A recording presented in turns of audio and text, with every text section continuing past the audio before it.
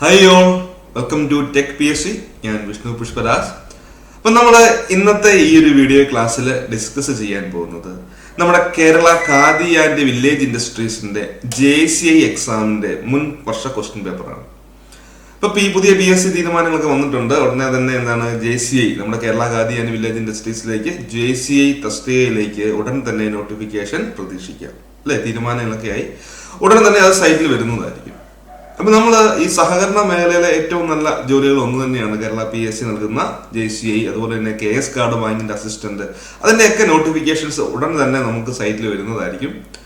അപ്പോൾ നമുക്ക് ഇപ്പോൾ തന്നെ, അതായത് ആദ്യം തൊട്ട് തന്നെ പഠിച്ചു തുടങ്ങും. അപ്പൊ നോട്ടിഫിക്കേഷനും വന്ന് എക്സാം ഡേറ്റും വന്ന് അതിനുശേഷം നമുക്ക് ഇപ്പോൾ മുതൽ തന്നെ കുറേശ്ശെ കാര്യങ്ങൾ പഠിച്ച് മനസ്സിലാക്കുകയാണെങ്കിൽ വളരെ എളുപ്പത്തിൽ നമുക്ക് ക്രാക്ക് ചെയ്യാൻ പറ്റുന്ന ഒരു എക്സാമാണ് ഈ എക്സാമുകളെല്ലാം. കേരള PSC കണ്ടക്ട് ചെയ്യുന്ന കോപ്പറേറ്റീവ് മേഖലയിലെ, സഹകരണ മേഖലയിലെ എല്ലാ എക്സാമും നമുക്ക് വളരെ സിമ്പിൾ ആയിട്ട് എന്ത് ചെയ്യാൻ പറ്റും, ക്രാക്ക് ചെയ്യാൻ പറ്റുന്നതായിരിക്കും. ഇപ്പൊ കഴിഞ്ഞ കേരള ബാങ്ക് ആയിക്കോട്ടെ, ഡിപ്പാർട്ട്മെന്റിലേക്കുള്ള JCI ആയിക്കോട്ടെ, ഇതൊക്കെ വളരെ സിമ്പിൾ ആയിട്ട് നടന്ന പരീക്ഷകളായിരുന്നു. പ്രോപ്പറായിട്ട് ചിട്ടയോടെ പഠിക്കുകയാണെങ്കിൽ നമുക്ക് ക്രാക്ക് ചെയ്യാൻ പറ്റുന്ന പരീക്ഷകളാണ് ഇതെല്ലാം. നമുക്ക് ഇന്ന് എന്താണ് മുൻ വർഷ ക്വസ്റ്റ്യൻ നോക്കാം. അല്ലെ, ലേറ്റസ്റ്റ് ആയിട്ട് നടന്നിട്ടുള്ള ക്വസ്റ്റ്യൻ പേപ്പർ കോഡ് 26/2020 ക്വസ്റ്റ്യൻ നമുക്കൊന്ന് പരിശോധിക്കാം. വളരെ സിമ്പിൾ ആയിരുന്നു. ആ പരീക്ഷയെ കുറിച്ച് പറയുമ്പോൾ തന്നെ പറയാം, വളരെ സിമ്പിൾ ആയിട്ടുള്ള പരീക്ഷയായിരുന്നു. എന്നാൽ ഇനിയുള്ള സമയത്ത്, അതായത് ഇനി വരാൻ പോകുന്ന പരീക്ഷ എത്രത്തോളം സിമ്പിൾ ആകുമോ എന്ന് പറയാൻ പറ്റത്തില്ല. നമുക്ക് കാര്യങ്ങൾ പ്രോപ്പറായിട്ട് വിശദമായിട്ട് പഠിച്ചു പോകാം. അപ്പൊ നമുക്ക് ആ ക്വസ്റ്റ്യൻസ് ഒന്ന് പരിചയപ്പെടാം കേട്ടോ. ഇതിൽ ഒറ്റ പാർട്ടായിട്ടല്ല, ഒരു 2-3 പാർട്ടായിട്ടാണ് ഞാനിവിടെ ഈ ക്വസ്റ്റ്യൻസ് എടുത്ത് തരുന്നത്. ഓരോ ക്വസ്റ്റ്യനും അതുമായി ബന്ധപ്പെട്ട ചെറിയ ഒരു ഒരു ചെറിയ വിവരണവും നമുക്ക് ഈ ക്ലാസ്സുകളിൽ ഉൾപ്പെടുത്താം. അപ്പൊ നമുക്ക് ക്വസ്റ്റ്യൻസിലേക്ക് പോകാം. അല്ലെ, അന്ന് ചോദിച്ച ഒന്നാമത്തെ ക്വസ്റ്റ്യൻ ആയിരുന്നു, dash is an economic order where various economic activities are carried out by private individuals for the sake of private profit. ഇത് corporation and other economic system എന്ന് പറഞ്ഞ ടോപ്പിക്കിൽ നിന്നുള്ള ചോദ്യമാണ് കേട്ടോ. സഹകരണവും മറ്റ് എക്കണോമിക് സിസ്റ്റം. അപ്പൊ ഇതിനകത്ത് ക്യാപിറ്റലിസം, സോഷ്യലിസം, കമ്മ്യൂണിസം അങ്ങനെയുള്ള കാര്യങ്ങളൊക്കെ വരുന്നതാണ്. അപ്പൊ അതിൽ നിന്നുള്ള ചോദ്യമായിരുന്നു, നോക്കിയിരുന്ന dash is an economic order, അല്ലെ, dash is an economic order where various economic activities are carried out by private individuals. അല്ലെ, ഇപ്പൊ ഇത് നോക്കുക, പ്രൈവറ്റ് ഇൻഡിവിജ്വൽസ് പ്രൈവറ്റ് പ്രോഫിറ്റിന് വേണ്ടി, അല്ലെങ്കിൽ പ്രോഫിറ്റിന് വേണ്ടി പ്രൈവറ്റ് ഇൻഡിവിജ്വൽസ്. ആ വാക്ക് കേൾക്കുമ്പോൾ തന്നെ എല്ലാവരുടെയും ഉള്ളിലേക്ക് അതിന്റെ ഉത്തരം എത്തിക്കാണും. ഏതാണ്?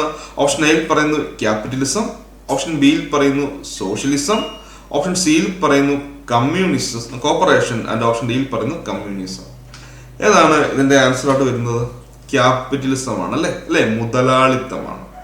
കാരണം പ്രൈവറ്റ് ഇൻഡിവിജ്വൽസിന്റെ കയ്യിലായിരിക്കും എല്ലാ കാര്യങ്ങളും. അവര് നമ്മളെ കൊണ്ട് മാക്സിമം പണി എടുപ്പിച്ച് പ്രോഫിറ്റ് ഉണ്ടാക്കുന്നു. അതാണ് ക്യാപിറ്റലിസത്തിന്റെ പ്രധാനപ്പെട്ട തത്വം എന്ന് പറയുന്നത്. അപ്പം ക്യാപിറ്റലിസവുമായി ബന്ധപ്പെട്ട് നമുക്ക് നോക്കുമ്പോൾ അവിടെ ഒരുപാട് തവണ ചോദിച്ചിട്ടുണ്ട്, അവരുടെ മോട്ടോ എന്താന്ന് ചോദിച്ചിട്ടുണ്ട്. അപ്പൊ മുൻ വർഷ പരീക്ഷകൾ നമ്മൾ നോക്കുമ്പോൾ സഹകരണത്തിന് തന്നെ എന്താണ് PSC നടത്തിയ പരീക്ഷകളിൽ ചോദിക്കുമ്പോൾ മോട്ടോ ഓഫ് ക്യാപിറ്റലിസം ചോദിച്ചിട്ടുണ്ട് കേട്ടോ. മോട്ടോ എന്താണ്? അവരുടെ മോട്ടോ എന്ന് പറയുന്നത് സർവൈവൽ ഓഫ് ദി ഫിറ്റസ്റ്റ് എന്ന് ഓർത്ത് വെച്ചേക്കുക. എന്താണ് മക്കളെ? സർവൈവൽ ഓഫ് ദി ഫിറ്റസ്റ്റ്, ഏറ്റവും ഫിറ്റസ്റ്റ് ആയത് നിലനിന്നാൽ മതി. അല്ലെ, സർവൈവൽ ഓഫ് ദി ഫിറ്റസ്റ്റ് എന്ന് ഓർത്ത് വെച്ചേക്കാം. പിന്നെ ചോദിച്ചിട്ടുണ്ട് ക്യാപിറ്റലിസത്തിന്റെ ഔട്ട്കംസ്, ക്ലാസ് വാർ, അതും കൂടെ ഒന്ന് നോട്ട് ചെയ്തേക്കുക കേട്ടോ. അപ്പം ഇതുപോലെ കുറെ അധികം കാര്യങ്ങൾ, ഇപ്പൊ ക്യാപിറ്റലിസം, കമ്മ്യൂണിസം, സോഷ്യലിസം, ഇതുമായി ബന്ധപ്പെട്ട ഐഡിയാസ് നമുക്ക് ഉണ്ടായിരിക്കണം. എന്താണ് ഇവിടെ പ്രധാനപ്പെട്ട അവർ പറയുന്നത് എന്ന് ചോദിക്കാം. ഇപ്പൊ ക്യാപിറ്റലിസ്റ്റിലെ പ്രധാനമായിട്ടും പറയുന്നത് സർവൈവൽ ഓഫ് ഫിറ്റസ്റ്റ് ഒന്നുമില്ല, എല്ലാം പ്രൈവറ്റ് ഇൻഡിവിജ്വൽസിന്റെ കയ്യിലായിരിക്കും. അവര് നമ്മളെ കൂടെ മാക്സിമം വർക്ക്ഔട്ട് ചെയ്യിക്കുന്നു. എന്തിനു വേണ്ടി? പ്രോഫിറ്റ് ഉണ്ടാക്കുക. പ്രോഫിറ്റ് എന്ന ഏക ലക്ഷ്യത്തോടെ ആയിരിക്കും ഈ ക്യാപിറ്റലിസം മുൻപോട്ട് പോകുന്നത് എന്ന് ഓർത്ത് വെച്ചേക്കും. ഓക്കെ, അത് വളരെ പ്രധാനപ്പെട്ട ഒരു പോയിന്റ് ആണ്. പ്രോഫിറ്റ് ആണ് ഏറ്റവും പ്രധാനപ്പെട്ടത് കേട്ടോ. പിന്നെ നിങ്ങളോട് ഈ ഒരു ഏരിയയിൽ നിന്ന് ചോദിച്ചിട്ടുള്ള ക്വസ്റ്റ്യൻ ആണ്, dash is the economic miracle of the last century. അല്ലെ, ലാസ്റ്റ് സെഞ്ചുറിയിലെ എക്കണോമിക് മിറാക്കിൾ എന്നറിയപ്പെടുന്ന ഏതാണെന്ന് ചോദിച്ചു കഴിഞ്ഞാൽ ഉത്തരം ഏതാണ്? അത് കോർപ്പറേഷൻ ആണ് കേട്ടോ. അതൊന്ന് നോട്ട് ചെയ്തേക്കുക. കോർപ്പറേഷനെ വിശേഷിപ്പിക്കുക എന്താണ്? Corporation is the economic miracle കേട്ടോ. Economic miracle of the last century is the economic miracle of the last century എന്ന് ഓർത്ത് വെച്ചേക്കുക. ചോദിച്ചിട്ടുണ്ട്, ഇതെല്ലാം ചോദിച്ചിട്ടുള്ള ക്വസ്റ്റ്യൻസുകളാണ്. പിന്നെ ആ ഏരിയയിൽ നിന്ന് വന്നിട്ടുള്ള ക്വസ്റ്റ്യൻ ആണ് എന്താണ്? Golden mean between capitalism and socialism. അല്ലെ, അതും കോർപ്പറേഷൻ തന്നെയാണ്. ഇറ്റ്സ് ദി ഗോൾഡൻ മീൻ എന്ന് പറയാറുണ്ട് കേട്ടോ. Golden mean between capitalism and socialism. അതിലൊരു ഗോൾഡൻ മീൻ നമുക്ക് എന്തിനെ വിശേഷിപ്പിക്കാം? ആ കോർപ്പറേഷനെ വിശേഷിപ്പിക്കാം. ഇപ്പൊ ഈ ഏരിയയിൽ നിന്നുള്ള ക്വസ്റ്റ്യൻസ് നമുക്ക് പ്രതീക്ഷിക്കാം. ഇവിടെ ഒരുപാട് കാര്യങ്ങൾ വരുന്നുണ്ട്. ഇപ്പൊ ഈ കോർപ്പറേഷനും ക്യാപിറ്റൽസും തമ്മിലുള്ള സിമിലാരിറ്റീസ് വരുന്നുണ്ട്, അവരുടെ അഡ്വാൻറ്റേജസ് വരുന്നുണ്ട്, ഡിസഡ്വാൻറ്റേജസ് വരുന്നുണ്ട്. അപ്പൊ നമുക്ക് corporation and other economic system എന്ന് പറയുന്ന ആ ഒരു ചാപ്റ്ററിലെ കാര്യങ്ങൾ വളരെ വിശദമായിട്ട് പഠിച്ചു പോകണം എന്ന് ഓർത്ത് വെച്ചേക്കുക. ഓക്കെ, രണ്ടാമത്തെ ക്വസ്റ്റ്യൻ ആണ്. ഇത് വളരെ സിമ്പിൾ ആയിട്ടുള്ള ക്വസ്റ്റ്യൻ ആയിരുന്നു. Dash implies economic, political and social brotherhood among the cooperatives of the various countries of the world. നമ്മുടെ ലോകത്തിലെ വേരിയസ് കൺട്രീസ് തമ്മിലുള്ള അല്ലെ ബ്രദർഹുഡ് എന്നാണ് economic, political and social brotherhood among the cooperatives. ഏതാണ് വരിക? ഓപ്ഷൻ എയിൽ പറയുന്നു കോപ്പറേറ്റീവ് കോമൺവെൽത്ത്, ഓപ്ഷൻ ബിയിൽ പറയുന്നു കൺസ്യൂമർ സോവറിറ്റി, ഓപ്ഷൻ സിയിൽ പറയുന്നു കമ്മ്യൂണിസം ആൻഡ് ഓപ്ഷൻ ഡിയിൽ പറയുന്നു ICA. ഓക്കെ, ഏതാണ് ഇവിടെ ആൻസർ ആയിട്ട് വരിക? Brotherhood among the cooperatives of the various countries of the world. Communism വരുമോ? ഇല്ല. ICA വരുമോ? ഇല്ല. ഏതാ ആൻസർ ആയിട്ട് വരിക? ആ കോപ്പറേറ്റീവ് കോമൺവെൽത്ത് ആണ് കേട്ടോ. കോപ്പറേറ്റീവ് കോമൺവെൽത്ത് ആണ്. ഇത് നമുക്ക് നമ്മുടെ സിലബസിൽ പഠിക്കാനുള്ളത് എന്നാണ് കോപ്പറേറ്റീവ് കോമൺവെൽത്ത് എന്ന്. അപ്പൊ അതൊന്ന് ഓർത്ത് വെച്ചില്ല. കോപ്പറേറ്റീവ് കോമൺവെൽത്ത് ആ ഒരു ബ്രദർഹുഡ് ആണ്. പ്രത്യേക അല്ലെ, വേരിയസ് കൺട്രീസ് തമ്മിലുള്ള അവരുടെ ഒരു ബ്രദർഹുഡ്, എന്തിന്റെ കോപ്പറേറ്റീവ്സിലുള്ള ഒരു ബ്രദർഹുഡിനെയാണ് നമ്മൾ എന്തെന്ന് പറയുക? കോപ്പറേറ്റീവ് കോമൺവെൽത്ത് എന്ന് പറയുന്നത് ഓർത്ത് വെച്ച്. അപ്പൊ ഈ കോപ്പറേറ്റീവ് കോമൺവെൽത്ത് എന്നുള്ള ആ ഒരു വാക്ക് അല്ലെ, the word cooperative commonwealth was firstly used or put forward by ആരെന്ന് ഓർത്ത് വെച്ചേക്കുക. ജസ്റ്റ് ഒന്ന് ചോദിക്കാം. ചാൾസ് ഗൈഡ് ആണ് കേട്ടോ. ആദ്യമായിട്ട് ഈ ഒരു ടേം യൂസ് ചെയ്ത് ചാൾസ് ഗൈഡ് ആണെന്ന് ഓർത്ത് വെച്ചേക്കുക. Charles guide. Okay, Charles guide എന്ന് ഓർത്ത് വെച്ചേക്കുക. അദ്ദേഹവുമായി ബന്ധപ്പെട്ട് നമുക്ക് കുറെ കാര്യങ്ങൾ പഠിക്കാനുണ്ട്. നമ്മുടെ ഫ്ലാഗ് ഒക്കെ ആയി ബന്ധപ്പെട്ട് ഇദ്ദേഹത്തെ കുറിച്ച് കുറച്ച് പഠിക്കാനുണ്ട്. അപ്പോൾ ചാൾസ് ഗൈഡ് ആണ് ആദ്യമായിട്ട് കോപ്പറേറ്റീവ് കോമൺവെൽത്ത് എന്നുള്ള ആ ഒരു ഐഡിയ അല്ലെങ്കിൽ പദം ആദ്യമായിട്ട് ഉപയോഗിച്ചത് എന്ന് ഓർത്ത് വെച്ചേക്കുക കേട്ടോ. Cooperative Commonwealth. അടുത്ത ഒരു ക്വസ്റ്റ്യൻ ആണ്. International cooperative alliance founded in the year.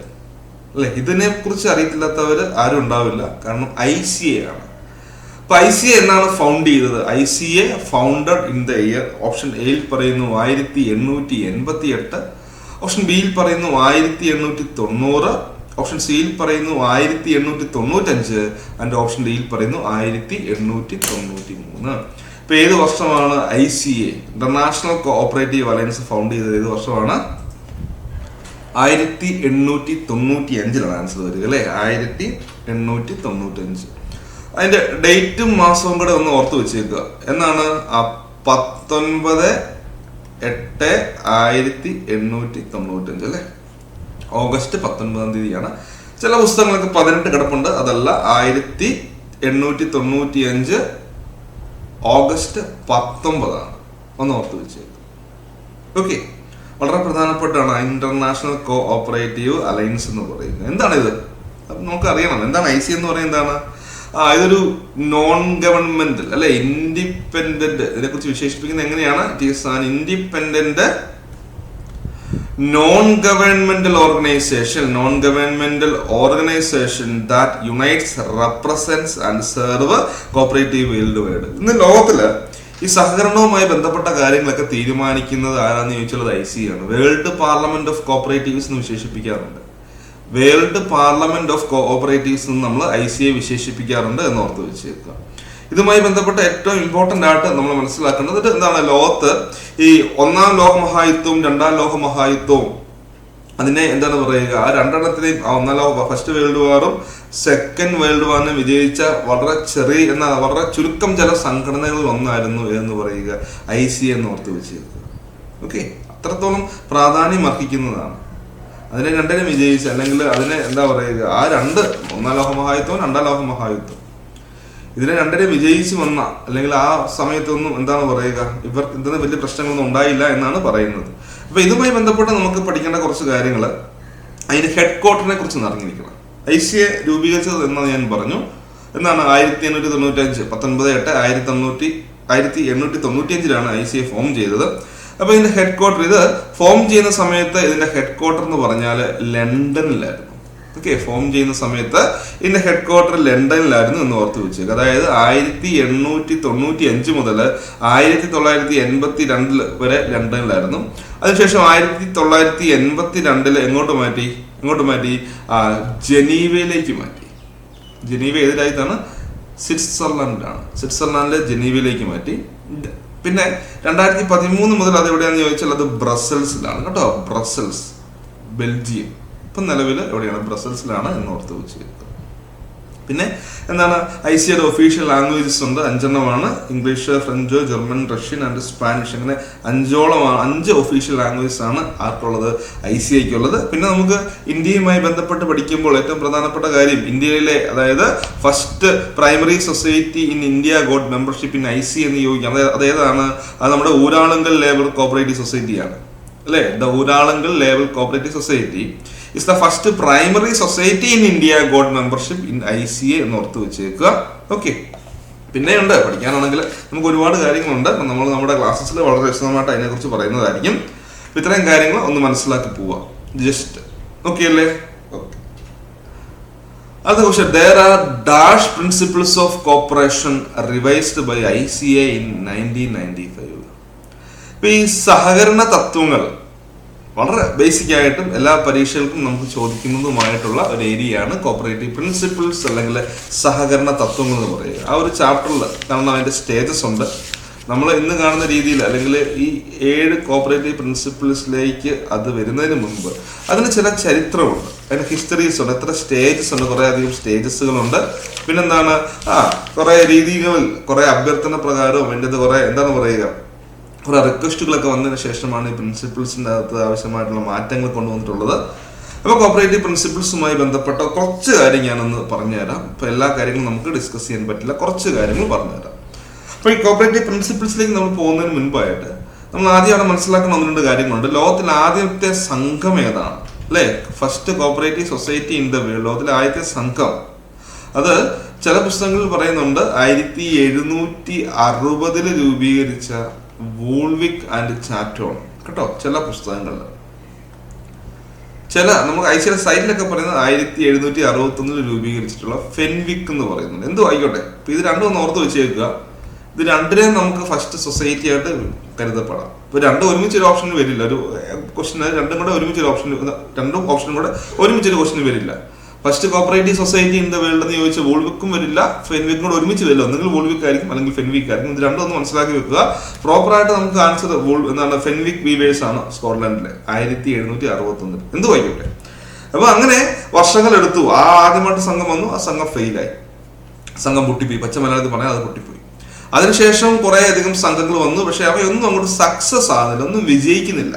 അങ്ങനെയാണ് 1844 റെപ്സ് വരുന്നത്, Rochdale equitable pioneer society. Rochdale equitable pioneer society എന്ന് പറയുന്ന റെപ്സ് വരുന്നത് 1844. മനസ്സിലാക്കുക, റോക്ക്ഡെയിൽ ഇക്വിറ്റബിൾ പൈനിയർ സൊസൈറ്റി വരുന്ന വർഷം 1844. അപ്പം ഇവർക്കൊരു വിശേഷണമുണ്ട്. എന്താണ്? First successful cooperative society in the world. ലോകത്തിലെ ആദ്യത്തെ സക്സസ് ആയ സംഘം ഏതാണെന്ന് ചോദിച്ചാൽ അത് റെപ്സ് എന്ന് വിശേഷിപ്പിക്കുക. First successful cooperative society in the world REPS ആണ്. അപ്പൊ അതായത് 1761 മുതൽ കുറെ സംഘങ്ങൾ വന്നു, അവയെല്ലാം ഫെയിലായി. പക്ഷെ റെപ്സ് മാത്രം വിജയിച്ചു. എന്തുകൊണ്ടാണ്? അപ്പൊ അവരിൽ നിന്ന് വ്യത്യസ്തമായി, ഈ ഫെയിലായ സംഘങ്ങളിൽ നിന്ന് വ്യത്യസ്തമായിട്ട് എന്തോ ഒരു കാര്യം ഈ റെപ്സ് ചെയ്തു. അതുകൊണ്ടാണല്ലോ അവര് സക്സസ് ആയത്. അവർ ചെയ്ത കാര്യം എന്താണ്? അവർ കുറച്ച് സർട്ടൻ പ്രിൻസിപ്പിൾസുകൾ അവർ ഇൻട്രൊഡ്യൂസ് ചെയ്യുകയും അത് ഫോളോ ചെയ്യുകയും ചെയ്തു.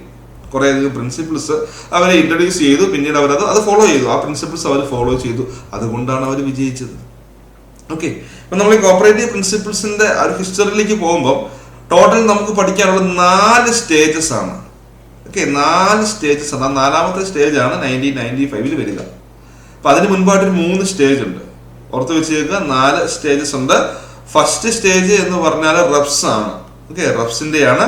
രണ്ടാമത്തെ സെക്കൻഡ് സ്റ്റേജ് എന്ന് പറഞ്ഞാൽ നമ്മുടെ ICA ഒക്കെ രൂപീകരിക്കുന്നു. അതിനുശേഷം അവരെന്താണ്? ഫസ്റ്റ് റീഫോർമുലേറ്റഡ് പ്രിൻസിപ്പിൾസ് വരുന്നു. ഫസ്റ്റ് റീഫോർമുലേറ്റഡ് പ്രിൻസിപ്പിൾസ് അതിന്റെ വർഷം 1937. പിന്നെ തേർഡ് സ്റ്റേജിൽ വരുന്നത് എന്താണ്? അവിടെ സെക്കൻഡ് റീഫോർമുലേറ്റഡ് പ്രിൻസിപ്പിൾസ് വരുന്നു 1966. പിന്നെ ഫോർത്ത് സ്റ്റേജിലാണ് എന്തെന്ന് പറയുക, റീഡിഫൈൻഡ് പ്രിൻസിപ്പിൾസ് അല്ലെങ്കിൽ റിവൈസ്ഡ് പ്രിൻസിപ്പിൾ 1995. ഇങ്ങനെ 4 സ്റ്റേജസിൽ കൂടിയാണ് നമ്മൾ ഇന്ന് കാണുന്ന ആ ഒരു പ്രിൻസിപ്പിൾസുകൾ വന്നിരിക്കുന്നത്. ഓക്കെ, അപ്പൊ ഫസ്റ്റ് സ്റ്റേജ് എന്ന് പറയുമ്പോൾ അതിന്റെ വർഷം 1844 റബ്സ് രൂപീകരിച്ചെങ്കിലും, ഈ പോയിന്റ് ഓർക്കണം, 1844 റബ്സ് രൂപീകരിച്ചെങ്കിലും അന്നൊന്നും അവർ ഈ പ്രിൻസിപ്പിൾസിനെ കുറിച്ച് ചിന്തിക്കുന്നേ ഇല്ല. അതാണ് പ്രത്യേകത. ഈ പ്രിൻസിപ്പിൾസ് അവർ ഇൻട്രൊഡ്യൂസ് ചെയ്യുന്നത് 1860 അവരുടെ ജനറൽ ബോഡിയിലാണ്, അല്ലെങ്കിൽ പുതിയോതിലാണ്. 1860 റബ്സിന്റെ പുതിയോതിലാണ് അവർ ഈ പ്രിൻസിപ്പിൾസ് ഇൻട്രൊഡ്യൂസ് ചെയ്യുക. സ്റ്റോർ മൂവ്മെന്റ് അല്ലേ, സ്റ്റോർ അല്ലേ ഇവര്. അപ്പൊ അതിനുശേഷം 1800 അതാണ് ഫസ്റ്റ് സ്റ്റേജ് വരും കേട്ടോ. 1860 അവർ പ്രിൻസിപ്പിൾസ് അവർ ഇൻട്രൊഡ്യൂസ് ചെയ്യുന്നത്. അവര് ചില പുസ്തകങ്ങൾ 8 പ്രിൻസിപ്പിൾ എന്ന് പറയുന്നുണ്ട്, ചില പുസ്തകങ്ങൾ 7 എന്ന് പറയുന്നുണ്ട്. നമുക്ക് 7 എന്ന് പഠിക്കാം അല്ലെ. ഒന്നാമത് വരുന്ന ഓപ്പൺ മെമ്പർഷിപ്പ്, രണ്ടാമത് വരുന്നത് എന്താണ് ഡെമോക്രാറ്റിക് കൺട്രോൾ, മൂന്നാമത് വരുന്നുണ്ട് എന്താണ് പാട്രോണേജ് ഡിവിഡന്റ്, നാലാമത് limited interest on share capital, അഞ്ചാമത് വരുന്നുണ്ട് ക്യാഷ് ട്രേഡിങ്, ആറാമത് വരുന്നത് എന്താണ് പൊളിറ്റിക്കൽ ആൻഡ് റിലീജിയസ് ന്യൂട്രാലിറ്റി, ഏഴാമത് വരുന്നത് പ്രൊമോഷൻ ഓഫ് എഡ്യൂക്കേഷൻ. ഓക്കെ, അപ്പൊ അങ്ങനെ 7 പ്രിൻസിപ്പിൾസ് അവർ കൊണ്ടുവന്നു. അതിനുശേഷം 1895 ICA രൂപീകരിക്കുന്നു. 1895 ICA വന്നു കേട്ടോ. അപ്പൊ അന്ന് ഈ ICA ഒരുപാട് ചോദ്യങ്ങളൊക്കെ വരുന്നുണ്ട്. കാരണം നിലവിലുള്ള ഈ കോപ്പറേറ്റീവ് ഐഡിയോളജി എല്ലാ രാജ്യങ്ങളിലും സക്സസ് ആയി വരുന്നുണ്ട്.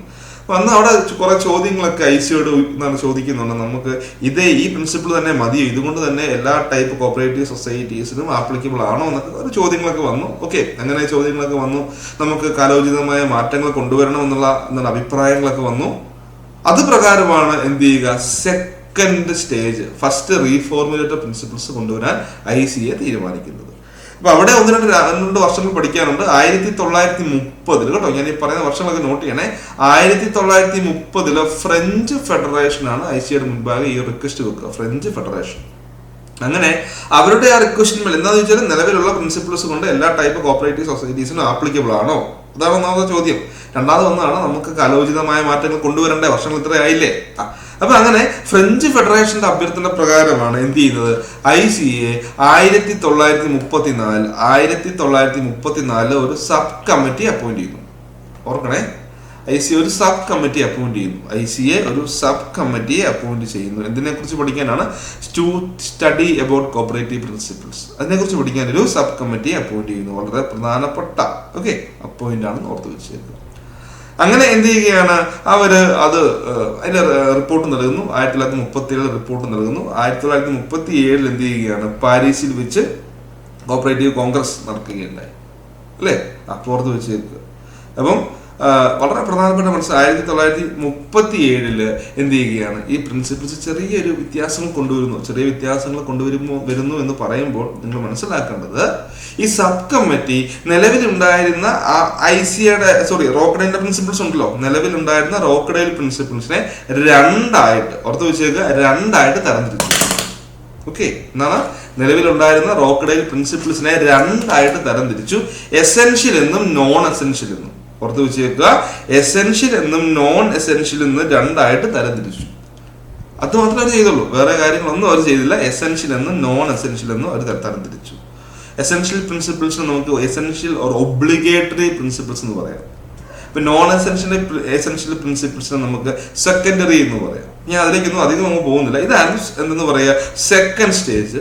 ഇനി തേർഡ് സ്റ്റേജ് എന്ന് പറഞ്ഞാൽ എന്താണ്, സെക്കൻഡ് റീഫോർമുലേറ്റഡ് ആണ്. വീണ്ടും അതിന് കാലോചിതമായ മാറ്റങ്ങൾ കൊണ്ടുവന്നു. അങ്ങനെ 1964 എന്ത് ചെയ്യുക, DG കാർവെ അധ്യക്ഷനാക്കിക്കൊണ്ട് ഒരു കമ്മീഷനെ രൂപീകരിക്കുന്നു. ICA തന്നെ കാലോചിതമായ മാറ്റങ്ങൾ കൊണ്ടുവരണമല്ലോ. ശരി, ആയിക്കോട്ടെ. അങ്ങനെ എന്ത് ചെയ്യുകയാണ്, 1966 അദ്ദേഹത്തിന്റെ അധ്യക്ഷതയിൽ റിപ്പോർട്ട് സമർപ്പിക്കുന്നു. ആ റിപ്പോർട്ട് സമർപ്പിക്കുന്നത് പ്രകാരം അവിടെ കോപ്പറേറ്റീവ് പ്രിൻസിപ്പിൾസിനെ 6 ചുരുക്കുന്നു. നിലവിലുണ്ടായിരുന്ന പ്രിൻസിപ്പിൾസിനെ എല്ലാം കൂടെ അദ്ദേഹം സെറ്റ് ചെയ്തിട്ട് 6 ചുരുക്കുന്നു. എന്നിട്ട് 6ാമതായിട്ട് അദ്ദേഹത്തിന്റെ ഒരു പ്രിൻസിപ്പിൾ കൊണ്ടുവരികയാണ്. ഏതാണ് അദ്ദേഹം കൊണ്ടുവന്ന ആ പ്രിൻസിപ്പിൾസ്? ഏറ്റവും പ്രധാനപ്പെട്ടാണ് കോപ്പറേഷൻ എമംഗ് കോഓപ്പറേറ്റീവ്സ്.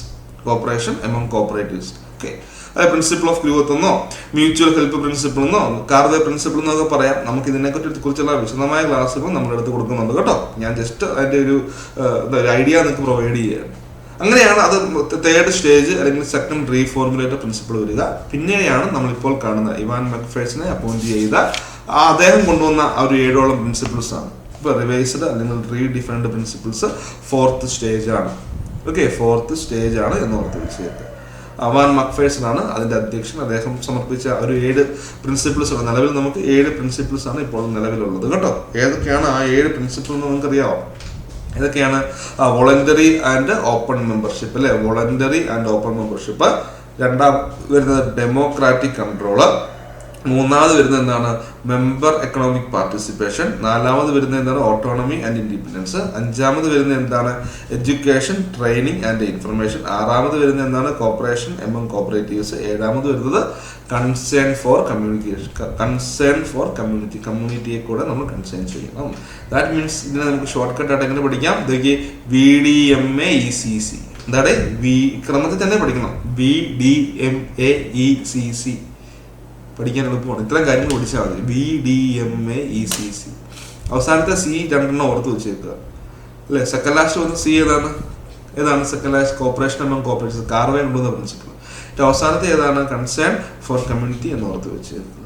അപ്പോൾ ഇത്രയും കാര്യങ്ങളാണ് ആ ഒരു പ്രിൻസിപ്പിൾസിന്റെ ചാപ്റ്ററിൽ നിന്ന് പഠിക്കേണ്ടത്. പിന്നെ അത് വിശദമായിട്ടൊന്ന് മനസ്സിലാക്കി പോയാൽ മതി. ഒന്നും കാണാതെ പഠിക്കേണ്ട കാര്യമൊന്നുമില്ല. ഓക്കെ, അടുത്ത ആ സെയിം ക്വസ്റ്റ്യൻ തന്നെ വന്നല്ലോ. ഞാനിവിടെ ഡിസ്കസ് ചെയ്ത കാര്യം, Karve commission submitted its report. Karve commission report submit ചെയ്തെന്നാണ് 1966. അപ്പൊ പ്രിൻസിപ്പിൾസിന്റെ 1-2 ചോദ്യങ്ങൾ അവരോട് ചോദിച്ചിരുന്നു. വീണ്ടും കണ്ടോ, ആ സെയിം ക്വസ്റ്റ്യൻ ആണ്. പ്രിൻസിപ്പിൾസുമായി ബന്ധപ്പെട്ട കുറെ ചോദ്യങ്ങൾ അവസാനമായിട്ട് നടന്ന നമ്മുടെ ഖാദി ആൻഡ് വില്ലേജ് ഇൻഡസ്ട്രീസിന്റെ പരീക്ഷയിൽ ചോദിച്ചു. Dash is not a principle of cooperation. താഴെ പറയുന്നത് കോപ്പറേഷന്റെ പ്രിൻസിപ്പിൾ അല്ലാത്തത് ഏത്? Open and voluntary membership principle ആണ്. ഓട്ടോണമി ആൻഡ് ഇൻഡിപെൻഡൻസ് പ്രിൻസിപ്പിൾ ആണ്. കൺസേൺ ഫോർ കമ്മ്യൂണിറ്റി പ്രിൻസിപ്പിൾ ആണ്. പക്ഷെ കോപ്പറേറ്റീവ് കോമൺവെൽത്ത് അതൊരു പ്രിൻസിപ്പിൾ അല്ല, അതൊരു ഐഡിയോളജിയാണ് അല്ലേ. ഇതൊരു പ്രിൻസിപ്പിൾ അല്ല, ഇറ്റ് ഈസ് ആൻ ഐഡിയോളജി. അതൊരു ഐഡിയോളജിയാണെന്ന് ഓർത്ത് വെച്ചേക്കുക. അടുത്തത് നമ്മളൊക്കെ ഡിസ്കസ് ചെയ്തത് ആ പ്രിൻസിപ്പിൾസിന്റെ ഭാഗത്തു നിന്നാണ് ഇവര് കുറെ ചോദ്യങ്ങൾ നമ്മൾ ചോദിച്ചേക്കുന്നത്. Rochdale equitable finance society in England was founded in the year.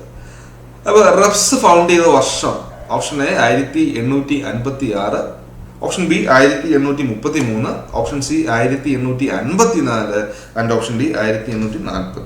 ഏതാണ് ആൻസർ വരിക? 1844 അല്ലെ. 1844 ഇതിന്റെ ആൻസർ വരിക. 1844 റെപ്സ് ഫൗണ്ട് ചെയ്ത വർഷം. ഡേറ്റ് എന്നാണ് പഠിക്കാൻ എളുപ്പമാണ്. 21 നേരെ തിരിച്ചില്ല 12 1844 അല്ലെ. അങ്ങനെയാണ് 21/12/1844. 28 ഫ്ലാനൽ വീവേഴ്സ് ഓരോ പൗണ്ട് വെച്ചിട്ട് 28 പൗണ്ടിൽ സ്റ്റാർട്ട് ചെയ്തതാണ്. ലോകത്തിലെ ആദ്യത്തെ സക്സസ്ഫുൾ ആയിട്ടുള്ള സൊസൈറ്റിയാണ് റെപ്സ് എന്ന് പറയുന്നത് അല്ലെ. ഇതിനെക്കുറിച്ച് പഠിക്കാനുണ്ട് കേട്ടോ. റെപ്സിനെ കുറിച്ചൊക്കെ പഠിക്കാനുണ്ട്, നമുക്ക് മനസ്സിലാക്കി പോകണം. അടുത്തൊരു ക്വസ്റ്റ്യൻ ആണ്, the magazine cooperative the cooperator എന്നുള്ള മാഗസിൻ പബ്ലിഷ് ചെയ്തത് ആരാണ്? അപ്പൊ ഈ മാഗസിൻസിനെ കുറിച്ചുള്ള ഒരു പഠനം നമുക്ക് ആവശ്യമാണ്. മാഗസിൻസ്, കുറെ അധികം മാഗസിൻസിനെ കുറിച്ച് നമുക്ക് പഠിക്കാനുണ്ട്. അപ്പൊ കോപ്പറേറ്റർ എന്നുള്ള മാഗസിൻ ആരുടെയാണ്? ദ കോപ്പറേറ്റർ ആരുടെയാണ്? ദ കോപ്പറേഷൻ ആരുടെയാണ്? ഇങ്ങനെ കുറെ അധികം കാര്യങ്ങൾ പഠിക്കാനുണ്ട് അല്ലെ. കോപ്പറേഷൻ, ദ കോപ്പറേറ്റർ, വെറും cooperator, the cooperator, the cooperation, ഇങ്ങനെ ഒത്തിരി ഉണ്ട്. ഒരുപാട് എന്താണ് പറയുക, മാഗസിൻസിനെ കുറിച്ച് പഠിക്കാൻ. ദ കോപ്പറേറ്റർ ഓപ്ഷൻ എയിൽ പറയുന്നു. ഇപ്പൊ നമുക്കിവിടെ ഞാൻ എഴുതാം, ദി കോപ്പറേറ്റർ. രണ്ടാമത്തെ പുസ്തകമാണ്, കൺഫ്യൂഷൻ വരുന്നതുകൊണ്ടാണ്. കോപ്പറേറ്റർ, പിന്നെ ദ കോപ്പറേഷൻ. ക്വസ്റ്റ്യൻ ഇതാണ്, ദ കോപ്പറേറ്റർ ആരുടെയാണ്? ഓപ്ഷൻ എ പറയുന്നു NCUI, ഓപ്ഷൻ ബി പറയുന്നു NCCT, ഓപ്ഷൻ സി പറയുന്നു NCCE ആൻഡ് ഓപ്ഷൻ ഡി പറയുന്നു ICA. ഇപ്പൊ ദ കോപ്പറേറ്റർ ആരുടെയാണ്? അത് NCUI, national cooperative union of India അല്ലെ. ഇന്ത്യയിലെ നമുക്കറിയാം ലോകത്തിലെ സഹകരണത്തിന്റെ കാര്യങ്ങളൊക്കെ നോക്കുന്നത് ICA ആണെങ്കിൽ നമ്മുടെ രാജ്യത്തെ സഹകരണത്തിന്റെ അവസാന വാക്ക് NCUയുടെ ആണ്. കേരളത്തിലെ അവസാന വാക്ക് ACCUന്റെ ആണ്. ശരിയല്ലേ? അപ്പൊ കോപ്പറേറ്റർ NCUI ആണ്. അപ്പൊ കോപ്പറേറ്ററോ?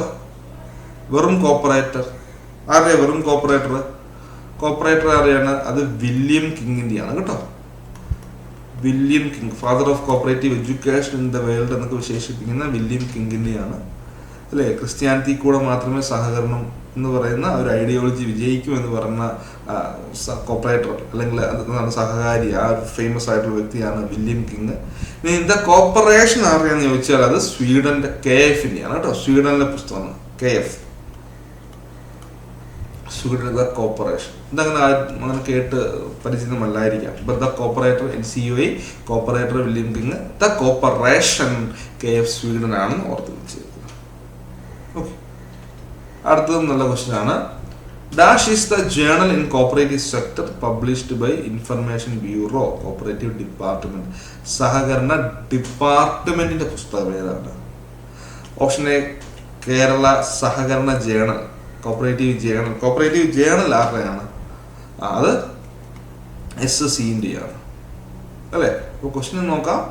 ഇത് SSCന്റെ ആണ് ഓർത്ത് വെച്ചേക്കുക. ഡിപ്പാർട്ട്മെന്റിന്റെ ജേണൽ ഏതാണ്? സഹകരണ വീതിയാണ് കേട്ടോ. സഹകരണ വീതി കേട്ടോ. ഡിപ്പാർട്ട്മെന്റ് വീതി, സഹകരണ ഡിപ്പാർട്ട്മെന്റിന്റെയാണ് സഹകരണ വീതി. സഹകരണ ജേണൽ സ്റ്റേറ്റ് കോപ്പറേറ്റീവ് യൂണിയന്റെയാണ്. അതൊക്കെ ഒന്ന് മനസ്സിലാക്കി പോവുക. അതിന്റെ ക്ലാസ്സസ് നമ്മൾ പ്രൊവൈഡ് ചെയ്യുന്നതായിരിക്കും കേട്ടോ. ക്ലാസ്സസ് നമ്മൾ പ്രൊവൈഡ് ചെയ്യുന്നതായിരിക്കും.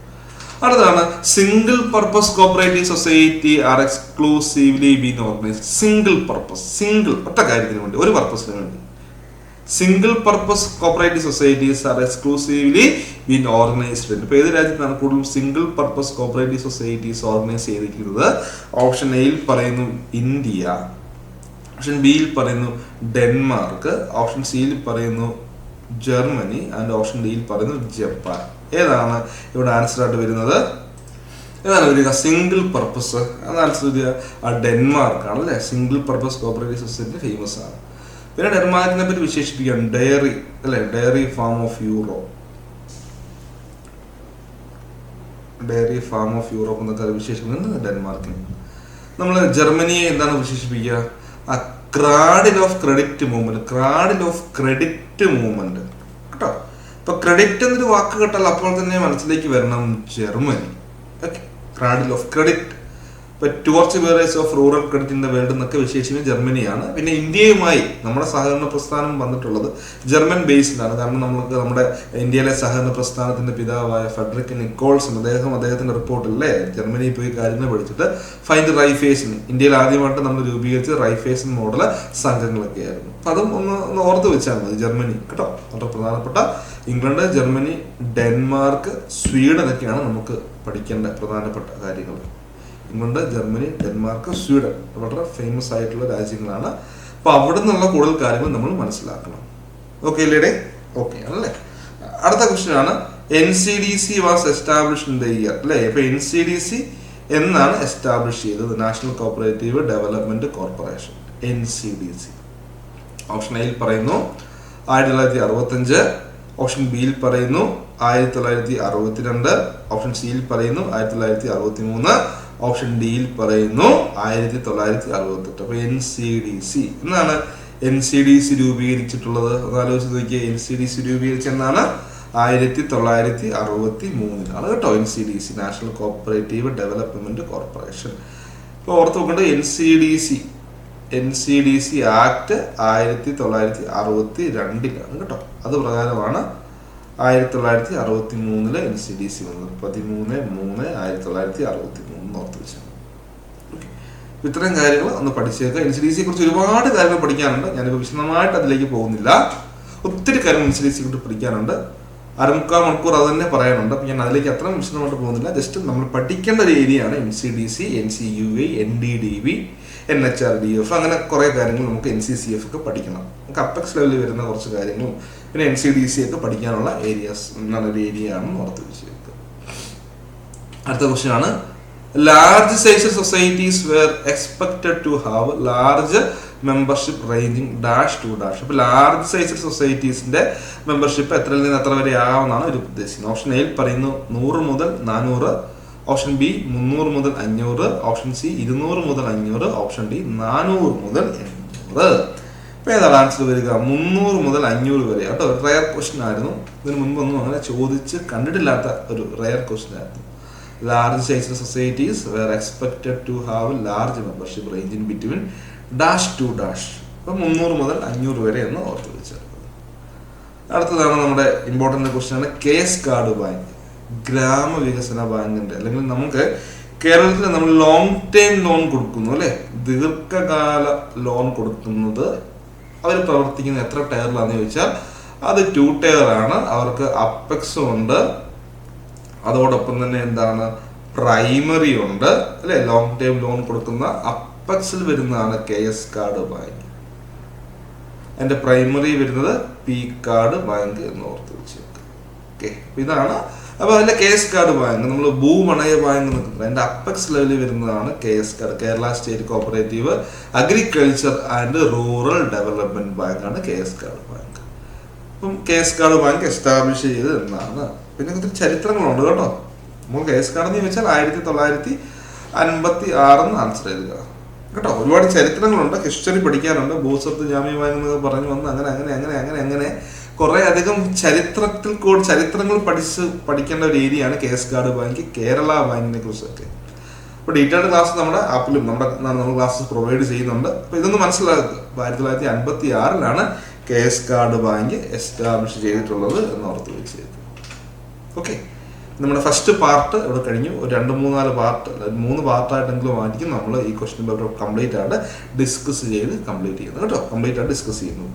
ഇത്രയും കാര്യങ്ങളാണ് നമ്മൾ ഇന്നത്തെ ഈ ഒരു ചെറിയ വീഡിയോ ക്ലാസ്സിൽ നമ്മൾ ഡിസ്കസ് ചെയ്ത കാര്യങ്ങളൊക്കെ കണ്ട് മനസ്സിലാക്കുക. ഞാൻ പറഞ്ഞു നമുക്ക് പുതിയതായിട്ട് KS കാർഡ് ബാങ്കിന്റെയും അതുപോലെ തന്നെ എന്താണ് നമ്മുടെ ഖാദി ആൻഡ് വില്ലേജ് ഇൻഡസ്ട്രീസിലേക്കുള്ള JCയുടെ ഒക്കെ നോട്ടിഫിക്കേഷൻ വരികയാണ്. ഇത്രയും പെട്ടെന്ന് തന്നെ വരും. അപ്പം നമ്മൾ ഇവിടെ അതിൻ്റെ ബാച്ചസ് പ്രൊവൈഡ് ചെയ്യുന്നുണ്ട്. Live classes, recorded classes, doubt clearing sessions ഒക്കെ ഉൾപ്പെടുത്തി നിങ്ങൾക്ക് വളരെ സിമ്പിളായിട്ട് മനസ്സിലാക്കി തരുന്ന രീതിയിലാണ് നമ്മുടെ പാക്കേജ് വരിക കേട്ടോ, നമ്മുടെ ക്ലാസ് വരിക.